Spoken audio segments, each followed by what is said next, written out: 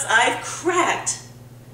Why is it that I always surround myself with people who have mental issues? Let's talk about passive aggression. I've had my share.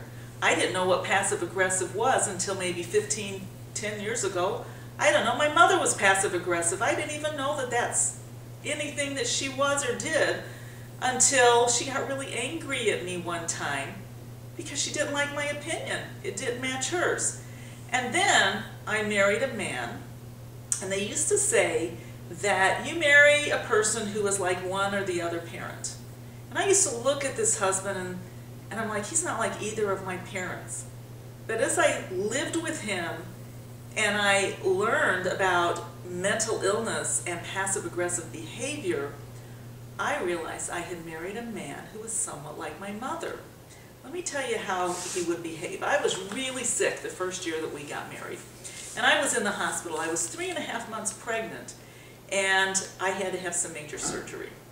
So I'm in the hospital after vomiting up 30 pounds of my body weight. And it's my first time out of the bed after surgery in a wheelchair. So my husband decides to take me for a walk in the hospital, the halls of the hospital. And we're going down the hall and I'm getting really nauseated. That's all I've done for days and days is throw up. Sorry, that's what I did. And he was making, the speed of the wheelchair was making me nauseated. And I said, could you please slow down? This is really making me sick to my stomach. And you know what? He put a big old grin on his face and he started racing through the halls of the hospital.